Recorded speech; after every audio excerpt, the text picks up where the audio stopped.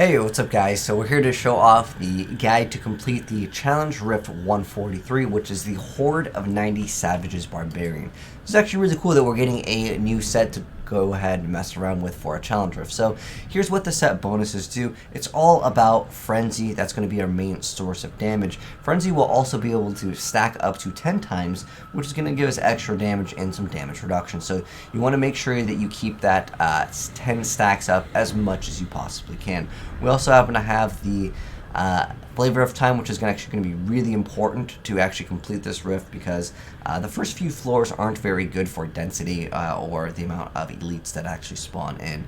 But nothing too important to mention other than we have a legendary mighty belt that makes it so when we use Warcry we will be moving a little bit faster. We've got strong arms, and we have the Band of Hollow Whispers, which occasionally haunts nearby enemies. But the set is supposed to be all about not only frenzy, but essentially fearing or stunning enemies, and that will make it so they will take more damage. There's not really too many things in the weapon category that will proc it. Sometimes there are secondaries on weapons that will have chance to like fear, stun, or whatever on hit. Blade of the Tribe doesn't really matter too much. Frenzy is our main source of damage, but you can activate it if you want to. This is going to give us increased stacks for Frenzy. And then we've got Depth Diggers for more damage. As far as the build goes, what skills we'll actually be using, pretty much activate Warcry all the time. You can use Threatening Shot if you want to against the elites to make it so it reduces the damage. Then we have Battle Rage, so we can keep that up so we can deal more damage. And then Wrath of Berserk, you can pop it when you see elites. And then Furious Charge is our mobility. And then of course Frenzy to deal more damage. And then the rest of the stuff isn't too important to mention because we don't need to like proc anything. I'm going to go ahead and move some of the skills over because I like the ability to go ahead and cast certain things on certain buttons. But yeah, it's a pretty easy rift. It's just maintaining the stacks. You'll see that there's a number with Frenzy. Just keep that up the whole time and you'll be good to go.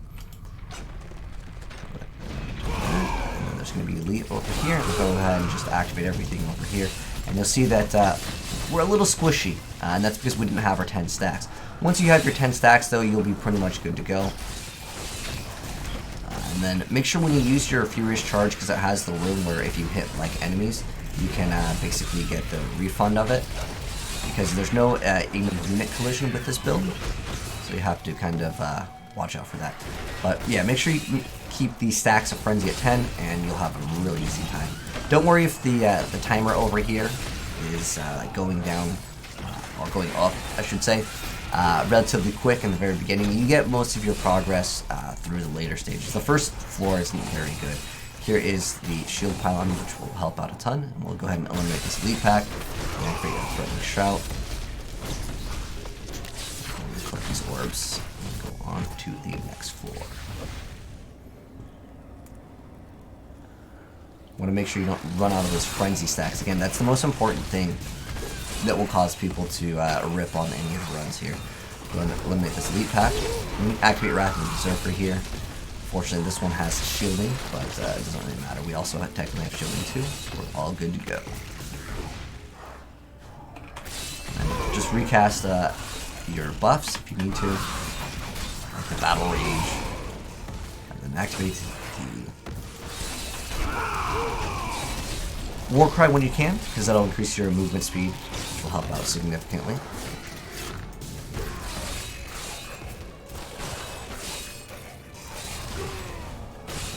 Down over here. So we just grab that pylon. The density is just not so great on some of the earlier floors. Elite pack.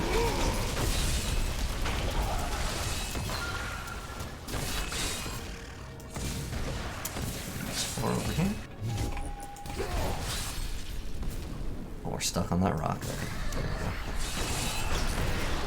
We still have that shielding column because, of course, that Flavor of Time, that amulet is so good. And then now pretty much we can just spam everything. We're just going to look for elites right now. I feel like I'm playing a charge barbarian right now. But yeah, this set is really cool. Unfortunately, it is not the best barbarian set, which is still Whirlwind, which was the same thing as last season. I was hoping that all the new sets would be the best set. They did it with Witch Doctor. I feel like as a content creator of, let's say, like if I was the one that actually created the new set, I would want it to be the best. I would hope that they would make it a little bit OP, just so you know, it would encourage people to actually try out the new set versus just run what was, you know, previously the best sets. We lost out on that channeling the channeling pylon, but we still have the conduit, so that'll make things really easy. Oh, we almost dropped our 10 stacks. When you lose the 10 stacks, again, that's the only thing that's difficult with this build at all. Let's see if we maintain those stacks. And it's not really that difficult, it's more so like sometimes it's just the density isn't in your favor. Grab all of the orbs here.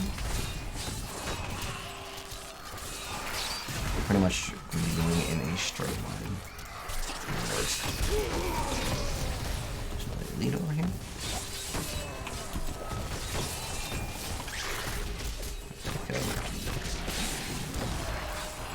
Almost done with the Rift, and this is a pretty decent build for killing the Rift Guardians as well. Let's go and finish it. Hopefully we can still keep up the Wrath of the Berserker for the boss fight over here.